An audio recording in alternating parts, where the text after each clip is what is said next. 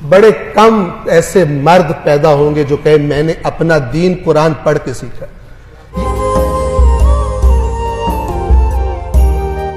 توحید اور شرک کا موضوع ہے. مکتب اہل بیت اطہار مکتب توحید ہے. اہل بیت اطہار کے اقوال، ان کے اعمال سب کے سب خدا کی رضا کے لیے تھے. آپ واقعات سنتے ہیں اس غزوہ خندق میں جب اس لعین نے جسارت کی، گستاخی کی مولا کائنات کے ساتھ، تو مولا اٹھ کے کھڑے ہو گئے. بعد میں کچھ دیر کے بعد اسے قتل کیا، اور لوگوں نے بعد میں جب سوال کیا تو جواب یہ ملا کہ جب اس نے میری گستاخی کی تو پہلے اس کو خالص اللہ کی خاطر مار رہا تھا، لیکن جب اس نے گستاخی کی تو میرا اپنا ذاتی غصہ بھی شامل ہو گیا اور میں اٹھ کے کھڑا ہو گیا. مولا فرماتے ہیں جب تک کہ میرا غصہ چلا نہیں گیا تاکہ میں اس لعین کو ماروں تو صرف اور صرف اللہ کی رضا کے لیے ماروں. یہ کمال توحید ہے انسان کی گفتار میں، انسان کے اعمال میں. لیکن اگر مکتب اہل بیت میں عرض کیا کرتا ہوں اصل اسلام ہے، تو پھر شیطان کی اصل دشمنی بھی اسی مکتب کے ساتھ. اور اس کسی بھی مکتب کو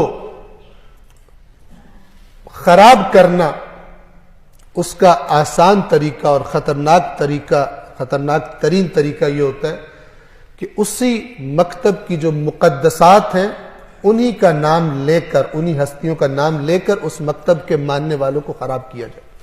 جیسے حضرت عیسیٰ کے نام پر قرآن بتاتا ہے شیطان نے عیسائی قوم کو مشرک بنا دیا. آج پہلے تو کوئی ڈھکی چھپی باتیں ہوتی تھی، میں آپ کی خدمت میں مثال پیش کرتا ہوں. اس قدر ہٹ دھرمی اور جسارت بڑھ گئی ہے کہ روشن اور واضح جس میں کوئی شک اور تردید نہیں کر سکتا وہ شرک بعض منبر پر آنے والے بیان کر دیتے. تو یہ بات کرنا ذمہ داری ہے.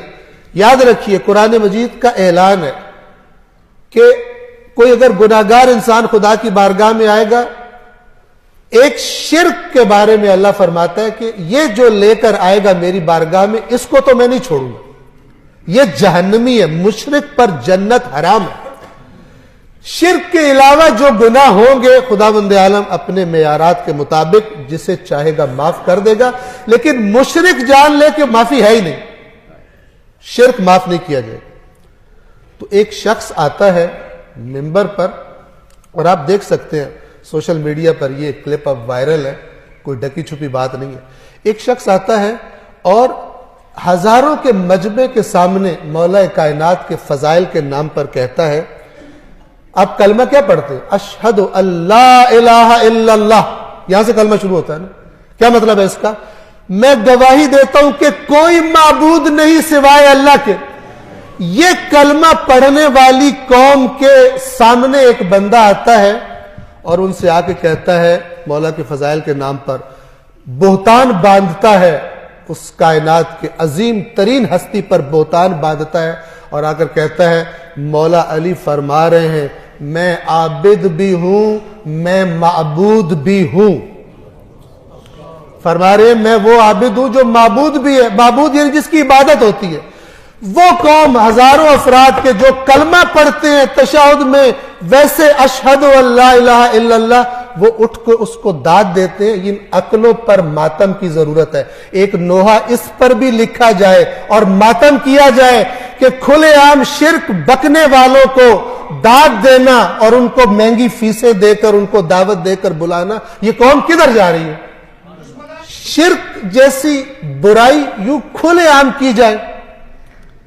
ایک دوسرا مسخرہ یہ آپ سورہ جمعہ میں سنیں گے. اہل بیت اطہار کے زمانے سے یہ آیت چلتی آ رہی ہے، آپ سنتے ہیں یا ایھا الذین آمنوا اذا نودی للصلاۃ من یوم الجمعۃ فاسعوا الی ذکر اللہ وذروا البیع ذالکم خیر لکم ان کنتم تعلمون.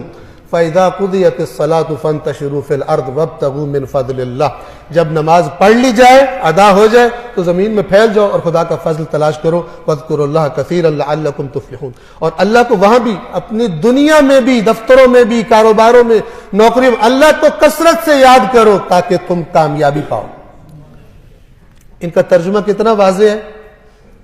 ایک مسخرہ آتا ہے منبر پر، مجھے معاف کیجئے گا اگر میں سخت لفظ بول رہا ہوں، مکتب امام حسین پر، مکتب اہل بیت پہ کوئی کمپرومائز نہیں ہے کہ جو اس سے کھیلے اور دشمنوں کے ہاتھ میں دے کہ وہ یہ کلپس دکھا کر اور مذاق بنائیں اور بہتان تراشی کرے شیعہ قوم پر اور ان پر کفر و شرک کے الزام لگائے جائیں، جبکہ مجرم یہ مسخرے ہیں، یہ دین فروش لوگ ہیں، اور وہ مجرم ہیں کہ جو ان کو بلا کر سٹیج دیتے ہیں اور قیامت کے دن پکڑے جائیں گے. ثواب تو بہت دور کی بات ہے، مجرموں کے طور پہ پکڑے جائیں گے جنہوں نے مکتب اہل بیت میں انحرافات پھیلانے میں جنہوں نے اپنا کردار ادا کیا. اور قرآن کی آیت ہے، لوگوں میں سے کچھ ایسے ہیں کہ جو پیسے خرچ کر کے گندی باتوں کا خریدار ہوتا ہے، گمراہ کن باتوں کا، تاکہ اللہ کے راستے سے لوگوں کو گمراہ کرے.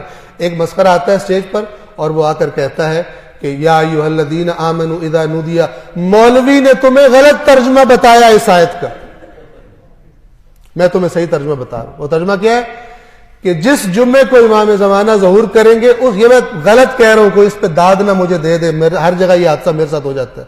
میں غلط بات بتا رہا ہوں تو غلط بات پر بھی لوگ داد دے دیتے ہیں.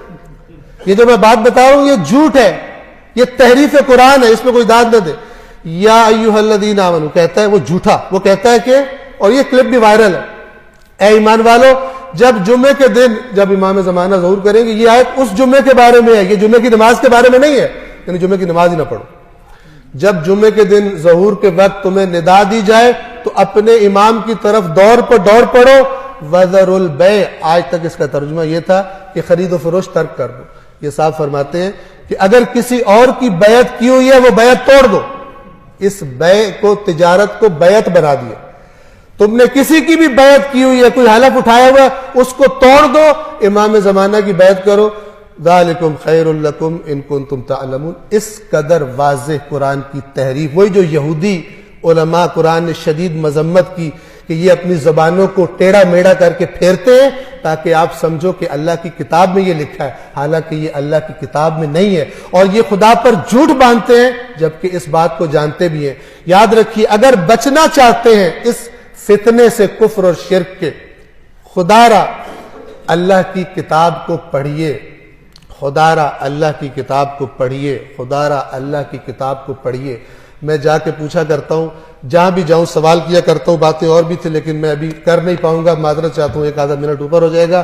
یاد رکھیے یہ آپ سب سے سوال ہے، یہ آپ سب سے سوال ہے. میں اپنے گریبان میں، آپ اپنے گریبانوں میں جھانکیے. میں کہا کرتا ہوں، ایک مثال دیا کرتا ہوں، اگر کوئی آپ کا نان مسلم، غیر مسلم دوست بنے اور کہے میں اسلام سے دلچسپی پیدا ہو گئی ہے میرے دل میں اور میں اسلام کو پڑھنا چاہتا ہوں، مجھے کوئی کتاب دو اسلام کو سمجھنے کے لیے، لیکن کتاب ایسی ہو کہ جس کو ہر فرقہ مانتا ہو، کیونکہ مجھے پتہ چلا ہے کہ تم لوگ مسلمان فرقوں میں بیٹھے ہو. کتاب ایسی دو کہ جس کو ہر فرقہ مانتا ہو. آپ کون سی کتاب دیں گے؟ جی قرآن دیں گے نا، اور کوئی کتاب نہیں ہے. اب توجہ سے سنیے یہ دوسرا سوال. اگر وہ آپ سے پلٹ کر یہ سوال کرے کہ اسلام کو سمجھنے کے لیے جو کتاب تم نے مجھے دی ہے، تم نے بھی اسی کتاب کو پڑھ کر اسلام کو سمجھا ہے یا نہیں؟ آپ کیا جواب دیں گے؟ بڑے کم ایسے مرد پیدا ہوں گے جو کہے میں نے اپنا دین قرآن پڑھ کے سیکھا. یہ بہت بڑا ظلم ہے، یہ بہت بڑا ظلم ہے جس کی شکایت رسول اللہ قیامت کے دن کریں گے، میری امت نے قرآن چھوڑ دیا تھا. کسی کے پاس کوئی ایکسکیوز نہیں ہوگی، میں تو فلانا مولانا صاحب کی بات سنی تھی، میں نے فلانا. اللہ کہے گا میں ہر مولانا سے بڑا تھا، تم نے میری بات کیوں نہیں پڑھی، تم نے میری کتاب کیوں نہیں پڑھی؟ اگر گمراہ ہوئے ہو میری کتاب سے دور رہ کر، اس کے ذمہ دار تم خود ہو.